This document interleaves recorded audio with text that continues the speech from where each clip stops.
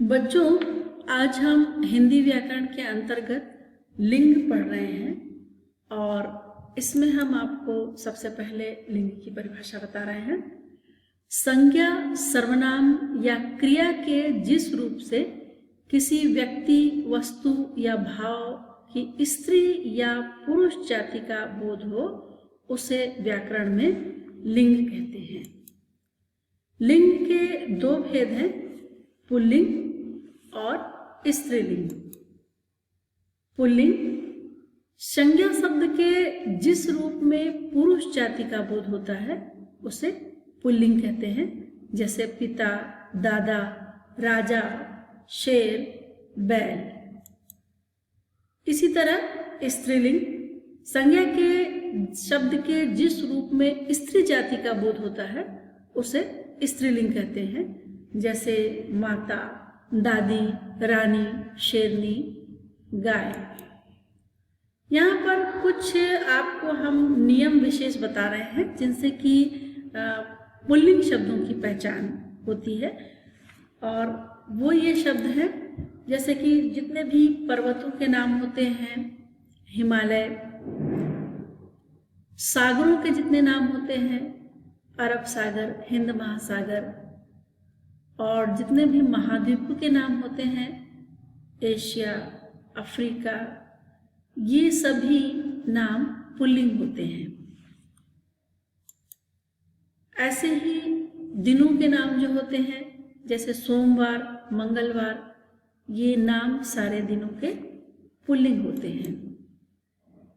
ऐसे ग्रहों के नाम जो होते हैं, हमारे आपको पता है नवग्रह है, शुक्र, शनि, मगर इनमें जो हमारे जो पृथ्वी का ग्रह है वो जो है वो स्त्रीलिंग में आता है, अपाशरु। ऐसे ही धातुओं के नाम जितने होते हैं वो पुल्लिंग होते हैं, लोहा, सोना, तांबा, लेकिन इनमें जो चांदी होती है वो अपाशरु, वो स्त्रीलिंग कहलाती है। ऐसे ही जितने वृक्ष होते हैं, जितने भी वृक्षों के नाम होते हैं वो पुल्लिंग होते हैं, बरगद, आम।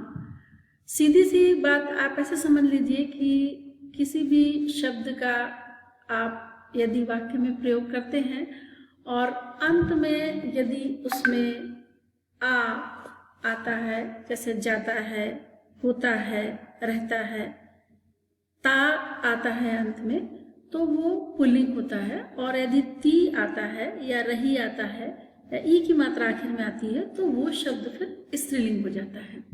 सीधी सी पहचान वाक्य बनाने से आ जाती है।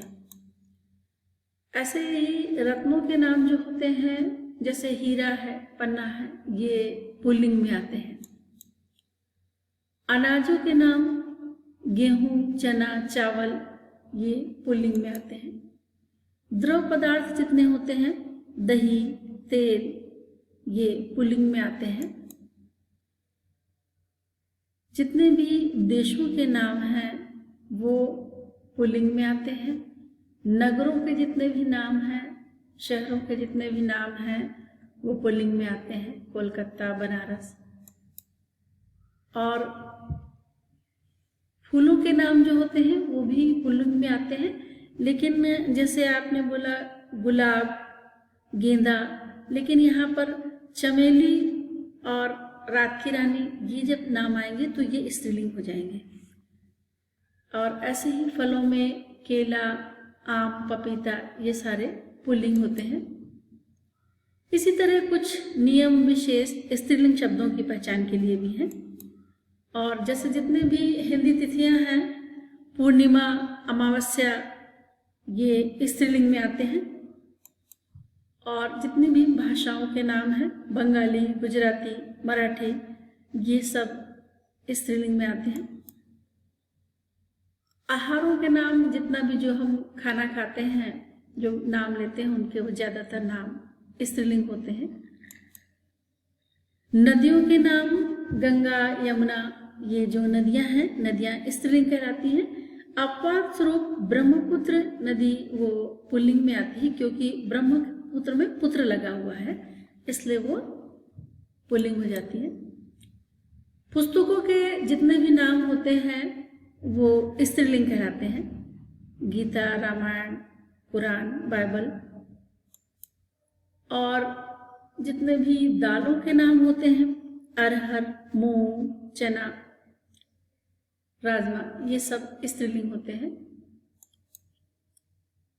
तो बच्चों, आपको जो है ये इन्हें लिखना है और याद करना है। ध्यान रखना है कि जो किसी भी शब्द की पहचान यदि आप करें तो ये समझ लें कि जब हम उसका वाक्य में प्रयोग करते हैं तो उससे किसका भाव आ रहा है, स्त्री का या पुरुष जाति का। तो उसी के आधार पर हम लिंग को पहचानते हैं कि वो शब्द किस लिंग का है। उदाहरण के लिए आप ये मानिए कि जैसे कि आपको पंखा शब्द दिया गया, अगर कि पंखा बताइए कि पंखा स्त्रीलिंग है या पुल्लिंग है, तो आप ऐसे समझ लीजिए कि आप इसका पहले वाक्य में प्रयोग करके देखिए। पंखा चलता है, तो चलता है आया, ता आ रहा है, इसका मतलब कि पंखा पुल्लिंग है। ठीक है। ऐसे ही आपको एक और उदाहरण देते हैं। आप बताइए कि चाबी पुल्लिंग होगा या स्त्रीलिंग होगा।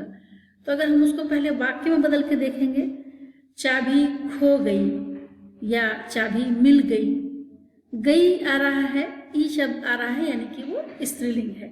तो अगर आपसे कभी भी ये आता है कि लिंग पहचानो, तो आप उसको, उस शब्द को पहले वाक्य में बदल के देखिए कि वाक्य के अंत में क्या शब्द आ रहा है, और उसी से ही आपको तुरंत पता चल जाएगा कि ये पुल्लिंग है या स्त्रीलिंग है। बहुत आसान है, आप सभी इसको कर लेंगे।